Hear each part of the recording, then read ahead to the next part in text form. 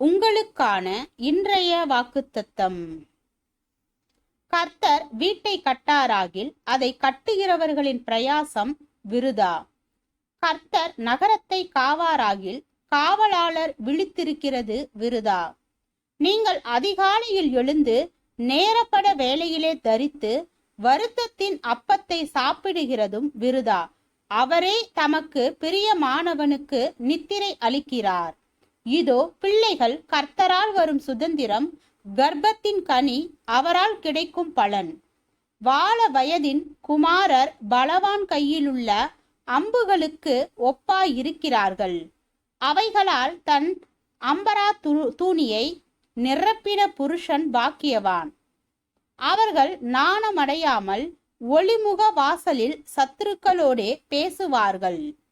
சங்கீதம் 127 வசனம் 1 முதல் 6 வரை.